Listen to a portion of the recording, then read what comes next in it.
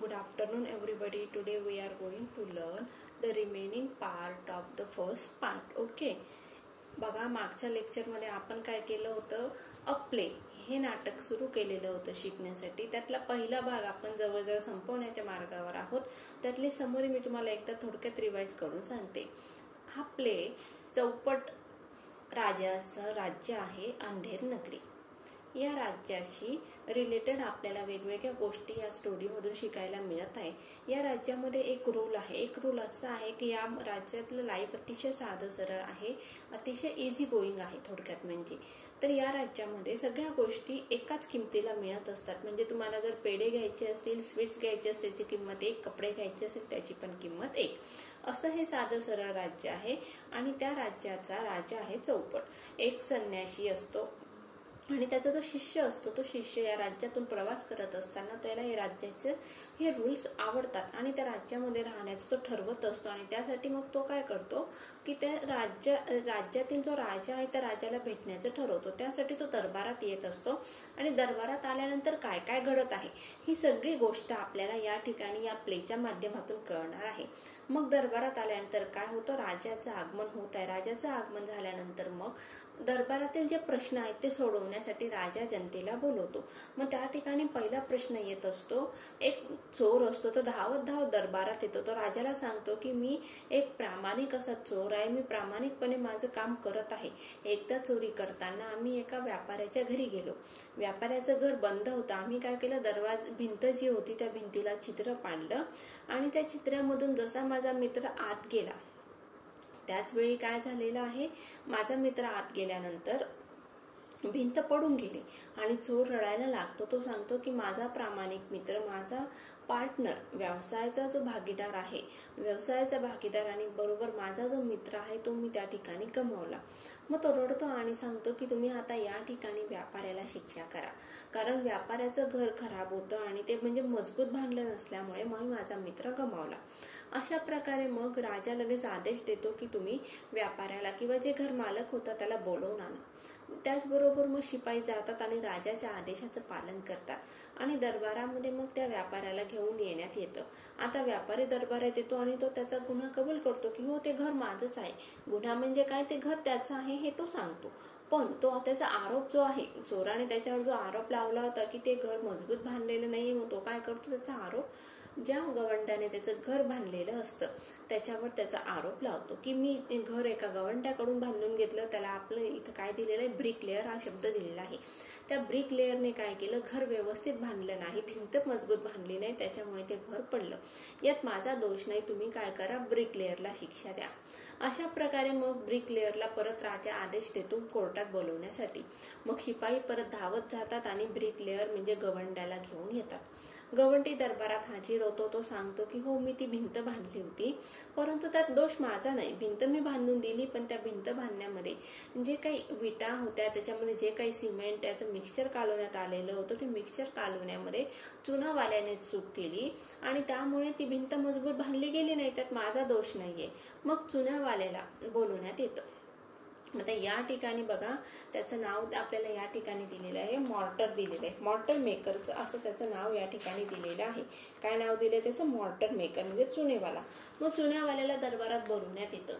तो दरबारात आल्यानंतर तो पण परत राजाची माफी मागतो आणि सांगतो की महाराज माझी काहीच चूक नाही आहे, मी काहीच केलं नाही. या ठिकाणी पॉटर म्हणजे जो कुंभार आहे की ज्याने ते भांडं बनवलं, की ज्या भांड्यामधून पाणी मिक्स केलं त्या सिमेंटमध्ये, ते भांड्याचं तोंड मोठं होतं आणि त्या मोठ्या तोंडातून पाणी जास्त पडलं आणि त्यामुळे त्या विटा व्यवस्थित बनल्या नाहीत. असं तो आता बघा, भिंत बांधणारा म्हणजे कोण, या ठिकाणी गवंडी आपली चूक कोणावर देत आहे, कुंभारावर ढकलत आहे. मग अशा प्रकारे चूक कोणापर्यंत येऊन पोहोचली, कुंभारापर्यंत. आता कुंभाराला दरबारात बोलवण्यात येतं. कुंभार बिचारा दरबारात येतो आणि परत तो पण राजाची माफी मागतो आणि माफी मागताना परत एक गोष्ट काळजीने करतो, जसे बाकीच्यांनी केली होती. कुठली काळजी घेतली होती की हो ती भिंत किंवा त्या विटा किंवा ते काय जे काय असेल ते मी बनवलं, पण त्यात माझा दोष नाही. ह्याच पाढा या ठिकाणी कुंभार पण वाचवत आहे. तो सांगतो की हो मी भांडं बनवलं, पण यात दोष माझा नाहीये.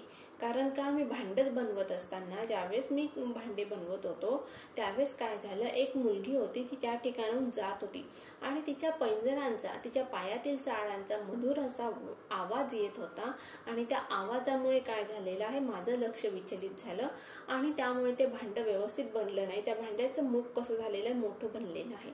अशा प्रकारे बघा कुंभाराने काय केलेलं आहे, सावकाराच्या मुलीवर आपला गुन्हा थोपवलेला आहे.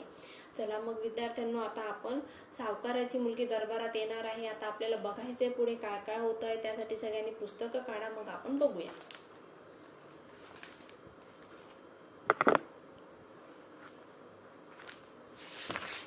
पेज नंबर काढा 58. King, bring the moneylender's daughter here. This very instant she must be sent to the gallows for disturbing this poor potter at work. First guard leaves and enters with the moneylender and his daughter. आता राजाने आज्ञा केली, कारण कुंभाराने काय सांगितलं होतं, ज्यावेळेस मी भांडं बनवत होतो किंवा मी माझं काम करत होतो त्यावेळेस काय झालेलं आहे, सावकाराची मुलगी त्या ठिकाणाहून जात होती आणि तिने पायात खूप छान अशी मधुर अशी पैंजण घातली होती आणि त्या पैंजणांचा जो मधुर आवाज होता त्यामुळे माझं लक्ष विचलित झालेलं आहे. मग या ठिकाणी मग राजाने परत आदेश दिला की तुम्ही काय करा, सावकाराच्या मुलीला दरबारात बोलवा. सैनिक परत धावत जातात आणि येताना काय करतात, सावकार आणि त्याच्या मुलीला दरबारात हाजीर करतात. आता ते दोघं दरबारात आलेले आहेत. आता मनी लेंडर म्हणजे सावकार काय सांगतो बघूया. Money lender in desperate voice, O just king, spare my daughter, she is my only child and to be wedded next Monday. आता या ठिकाणी काय केलं जात आहे बघा, मनी लेंडर परत माफी मागतो. तो काय सांगतो की माझ्या मुलीला सोडून द्या, माझ्या मुलीला माफ करा, ती माझी एकुलती एक मुलगी आहे. ओनली चाइल्ड म्हणजे काय, ती माझी एकुलती एक मुलगी आहे. And be wedded next Monday, आणि तिचं पुढच्या सोमवारी लग्न आहे. द पॉटर डॉटर, डॉटर काय म्हणते बघूया. O do not fret father, the king will not hang me. To the king, your most esteemed highness, I rarely step outside the threshold of my home. But as my father said, I am to be married next week and my jewelry is not ready. I had to go to the goldsmith shop to urge him to work faster and hand over my ornaments on time. The potter shop is on the way. I could not help it. It is all the goldsmith's fault. Had he delivered my ornaments on time, I would not have been forced to go past the potter's shop. बघा आता या ठिकाणी सावकाराची जी मुलगी आहे ती पण खूप हुशार आहे.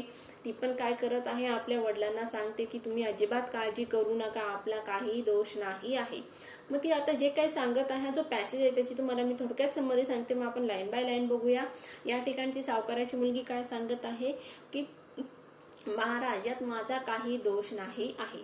ज्यावेळेस मी बाहेर पडले, माझ्या वडिलांनी आत्ताच सांगितलं की माझं पुढच्या सोमवारी लग्न आहे आणि त्यासाठी मी घराबाहेर पडले. कारण का, माझे जे दागिने मी सोनाराकडे करायला टाकलेले आहेत, सोनाराने ते दागिने मला वेळेवर दिले नव्हते, म्हणून मी सोनाराकडे गेली, सोनाराच्या दुकानात गेली आणि सोनाराला सांगितलं की मला माझे दागिने पटकन बनवून दे. सोनाराने जर ते दागिने वेळेत बनवून दिले असते तर मला सोनाराकडे जायचं काम पडलं नसतं आणि मग मी त्या ठिकाणी या जे कुंभाराचं दुकान रस्त्यात लागतं त्याच्या दुकानाजवळून गेले नसते. मग या ठिकाणी सगळा दोष परत कोणाचा आहे, मग सोनाराचा आहे. अशा प्रकारे बघा सावकाराच्या मुलीने मग हा दोष सगळा कोणावर लोटलेला आहे, तर सोनारावर लोटलेला आहे. बघूया आता line by line. O do not fret father, fret means to worry. लिहून घ्या, मिनिंग्स लिहून घेत चला. फ्रेट म्हणजे काय, टू वरी. या ठिकाणी मग मुलगी काय करत आहे, वडिलांना सांगत आहे की तुम्ही अजिबात घाबरू नका, चिंता करू नका. The king will not hang me, महाराज मला फाशीवर लटकवणार नाहीत. आता ती राजाकडे बघून उद्देशून बोलते. टू द किंग काय सांगते बघा ती राजाला. युअर मोस्ट एस्टीम हायनेस, म्हणजे ती राजाला अतिशय आदरपूर्वक सन्मान देत आहे. काय म्हणते बघा ती सन्मानाने. I rarely step outside the threshold of my home. Rarely म्हणजे काय, क्वचित, दुर्मिळपणे. म्हणजे मी क्वचितच घराबाहेर पडले. आता या ठिकाणी रेअरली म्हणजे दुर्मिळ. स्टेप आउटसाइड म्हणजे काय, बाहेर पडणे. कोणाच्या बाहेर पडते बघा, ती threshold of my home. Threshold म्हणजे काय, मग उंबरठा. म्हणजे मी माझ्या घराचा उंबरठा अजिबात ओलांडत नाही. म्हणजे मी घराच्या बाहेर पडत नाही, उंबरठ्याच्या बाहेर पडत नाही. लिहिलं सगळ्यांनी? थ्रेशहोल्डचा अर्थ उंबरठा. But as my father said, पण जसं माझ्या वडिलांनी सांगितलं, काय सांगितलं, I am to be married next week. माझं पुढच्या सोमवारी लग्न आहे. My jewellery is not ready, आणि मला लग्नात जे काही दागिने परिधान करायचे आहेत ती तयार नाही आहेत. Is not ready. I had to go to the goldsmith shop to urge him to work faster, आणि त्यामुळे मला काय करावं लागलं, सोनाराच्या दुकानात जावं लागलं. कशासाठी? टू अर्ज मीन्स टू रिक्वेस्ट हिम. त्याला विनंती करावी लागली की माझे दागिने पटकन बनव, की जेणेकरून मी लग्नाच्या दिवशी ते दागिने घालू शकेल. And hand over my ornament on time, म्हणजे वेळेवर मला ते दागिने तुम्ही तयार करून द्या, असं ती रिक्वेस्ट करण्यासाठी सोनाराच्या दुकानात गेली. The Potter shop is on the way, आणि मी रस्त्याने जात असताना, मी ज्या मार्गाने जात होती त्या मार्गावर या कुंभाराचं दुकान होतं. I could not help it, त्याला मी काही करू शकत नाही. It is all the goldsmith's fault had he delivered my ornaments on time. आता ही मुलगी काय सांगते बघा, हा सगळा दोष कोणाचा आहे, मग सोनाराचा आहे. जर त्याने वेळेवर माझे दागिने दिली असते तयार करून तर मी घराच्या बाहेर पडलेच नसते, आणि रस्त्यावर जे कुंभाराचं दुकान आहे त्याला त्रास झालाच नसता, आणि त्याला त्रास झाला नसता तर मग त्याने चांगले मातीचे भांडे बनवले असते. अशा प्रकारे बघा ही मुलगी काय करत आहे, आपल्या जी चूक आहे ती चूक तिने कोणावर ढकलली आहे, मग तिने ती चूक सोनारावर ढकलून मोकळी झालेली आहे. King then send for the goldsmith and without any delay he must be hanged. आता या ठिकाणी राजाने परत आदेश दिला. मग आता कोणाला बोलवून आणा, राज्यामध्ये दरबारामध्ये कोणाला बोलवायला सांगितलेलं आहे सैनिकांना, तर सोनाराला बोलवायला सांगितण्यात आलेलं आहे. आणि त्याला पटकन बोलवा. डिले म्हणजे काय, उशीर करू नका, त्याला मला फासावर लटकवायचं आहे. टू बी हँग म्हणजे काय, फासावर लटकवणे. अशा प्रकारे बघा विद्यार्थ्यांनो, आज आपण पहिला जो पार्ट आहे 1 ऍक्ट प्लेचा तो संपवलेला आहे. त्याचं एकदा आपल्याला परत समरी बघायची आहे. बघा मी समरी तुम्हाला थोडक्यात समजावून सांगते. या ठिकाणी एक राजा आहे, अंधेर नगरीचा चौपट, किंग चौपट आहे, तो अतिशय विक्षिप्त आहे. म्हणजे लोकांनी जे काही सांगितलं त्याचे प्रॉब्लेम सारासार विचार करून तो सोडवत नाही आहे. आणि त्याचबरोबर ही भारतीय जी व्यवस्था आहे, भारताची जी राजकीय व्यवस्था आहे, त्या राजकीय व्यवस्थेवर एक सटायर म्हणजे उपरोधिकपणे भाष्य करण्यात आलेलं आहे या नाटकामध्ये. आता या ठिकाणी बघा, म्हणजे आपल्याकडे म्हटलं जातं चोर सोडून संन्यासाला फाशी दिली जाते, त्याप्रमाणे ही सगळी घटना घडत आहे. म्हणजे चोर हा बाजूलाच राहिला आणि संन्यासी म्हणजे ज्याने काही चूक केलेली नाही आहे त्याच्या मागे राजा लागलेला आहे. खरी चूक कोणाची आहे, तर चोरांची आहे, की ज्यांनी चोरी केली त्यांनी चुकीचं काम केलेलं आहे, इल्लीगल काम केलेलं आहे. उलट तेच आपली तक्रार घेऊन कुठं आलेले आहेत, दरबारात आलेले आहेत. सगळ्यात पहिले राजाने ही म्हणजे त्यांची जी तक्रार आहे ती ग्राह्यच धरायला नको पाहिजे होती. त्या ठिकाणी चोरांना शिक्षा द्यायला पाहिजे होती, कारण त्यांनी काय केलं होतं, सावकाराच्या म्हणजे एका व्यापाऱ्याच्या घरी, मर्चंटच्या घरी चोरी करण्याचा प्रयत्न केला होता. या ठिकाणी राजाने जर सगळ्यात पहिले त्या ठिकाणी त्या चोराला जर शिक्षा दिली असती तर पुढची घटना किंवा पुढची एवढी 1 ऍक्ट प्ले जो आहे हा पुढे विस्तृत झालाच नसता. परंतु राजा विक्षिप्त असल्यामुळे, सारासार विचार करत नसल्यामुळे संपूर्ण नाटक हे एवढं पुढे विस्तृत झालेलं आहे. मात्र राजाने आदेश दिल्यामुळे व्यापाऱ्याला बोलवण्यात येतं. व्यापाऱ्याने आपली चूक मान्य केली. कुठली चूक, ते घर माझं आहे म्हणून. त्या ठिकाणी चूक म्हणजे त्याने फक्त काय मान्य केलं, की ते घर माझ्या मालकीचं आहे, पण ते घर मी आताच बांधलेलं आहे आणि ते घर ज्या गवंड्याने बांधलं त्याची चूक आहे असं सांगून तो मोकळा झालेला आहे. म्हणजे या ठिकाणी बघा, मग आता जे चोर आहे तो बाजूला होऊन जातो, घर मालक किंवा ज्याच्या घरी चोरी करण्यात आलेली आहे तो व्यापारी पण बाजूला होत आहे. मग आता दोष कोणावर आलेला आहे, दोष आला गवंड्यावर. गवंडी काय सांगतो, मग मी घर बांधलं, परंतु घर बांधण्यासाठी ज्या विटा बनवण्यात आल्या होत्या त्या चुनेवाल्याने काय केलं, विटा मजबूत बनवल्या नाही, त्यामुळे काय झालेलं आहे, घर पडून गेलेलं आहे. मग आता या ठिकाणी बघा गवंडे पण या ठिकाणाहून मोकळा झालेला आहे, निसटून गेलेला आहे, आणि त्याने आपली चूक कोणावर दिली, चुनेवाल्यावर दिली, मॉर्टर मेकरवर दिली. आता मॉर्टर मेकर दरबारात येतो, तो काय सांगतो की मी जरी विटा बनवल्या त्यामध्ये त्या सिमेंटमध्ये पाणी टाकत असताना काय झालेलं आहे, ज्या भांड्यातून मी पाणी टाकलं ते भांडं काय होतं, मोठ्या तोंडाचं होतं, त्यामुळे पाणी त्यातून जास्त पडलं आणि मग ते विटा मजबूत बनल्या नाहीत. अशा प्रकारे बघा चुनेवाल्याने आपला दोष कोणाला दिला, भांड्याला दिला. आता भांडं कोण बनवतो मातीचे, तर कुंभार बनवतो. या ठिकाणी परत राजाने काय केलेलं आहे, कुंभाराला दरबारात बोलवलेलं आहे. आता कुंभार दरबारात येतो. आता कुंभार म्हणतो की हो ते भांडं मीच बनवलं, पण ते भांडं डिफेक्टिव्ह म्हणजे दोषपूर्ण का बनलं आहे, तर त्यामागे परत एक कारण त्याने सांगितलं. त्याने काय कारण सांगितलं, मी भांडं बनवत असताना ज्यावेळेस मी माझं कुंभाराचं काम करत होतो त्यावेळेस काय झालेलं, एक मुलगी की जी त्या रस्त्याने जात होती तिच्या पैंजणांचा मधुर आवाज आला आणि त्या आवाजामुळे मी डिस्टर्ब झालो, माझं लक्ष विचलित झालं आणि त्यामुळे मी ते भांडं व्यवस्थित बनवू शकलो नाही. अशा प्रकारे बघा कुंभाराने पण आपला दोष कोणावर दिला, रस्त्याने जाणाऱ्या मुलीवर दिला. आता ती मुलगी नेमकी होती सावकाराची. आता सावकार आला आणि त्याच्या मुलीला दरबारात बोलवण्यात येतं. आता ते दोघं दरबारात येतात. ते पण काय करतात, मागच्या प्रमाणे ते पण तसंच आपला कित्ता गिरवत आहे की आम्ही काहीच केलं नाही, यामध्ये पुढच्या व्यक्तीचा दोष आहे. मग त्यांनी दोष कोणाला दिला, सोनाराला. ती मुलगी काय सांगत आहे, मी घराच्या बाहेर पडतच नाही, माझं लग्न आहे पुढच्या आठवड्यात, त्यासाठी मला दागिने पाहिजे होते आणि दागिने सोनाराने वेळेवर दिले नाही म्हणून मी घराच्या बाहेर पडले आणि त्यामुळे काय झालेलं आहे, कुंभाराकडून भांडं व्यवस्थित बनलं नाही. अशा प्रकारे बघा ही सगळ्यात मोठी एक साखळी तयार झालेली आहे. सगळ्यात पहिले कोण आला, चोर आला. त्यानंतर कोण आलं बघा, सगळ्यात पहिले आपण बोर्डवर लिहून ही साखळी तयार करूया.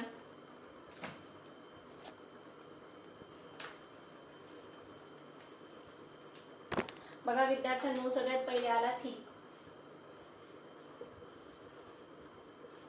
मर्चंट. त्याने कोणावर दोष दिला, मर्चंटवर. मर्चंटने कोणाला दोष दिला, ब्रिकलेअरला. ब्रिकलेअरने कोणाला दोषी ठरवलंय, मॉर्टर मेकरला.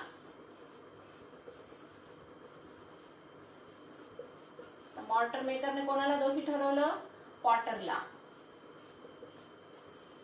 पॉटरने कोणाला दोषी ठरवलं, मनी लेंडर्स डॉटरला.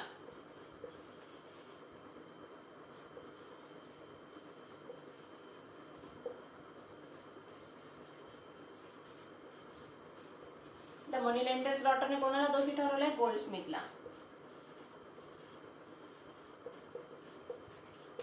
अशा प्रकारे बघा चोरापासून ही साखळी सुरू झालेली आहे आणि ती कोणापर्यंत येऊन थांबलेली आहे, गोल्डस्मिथ पर्यंत.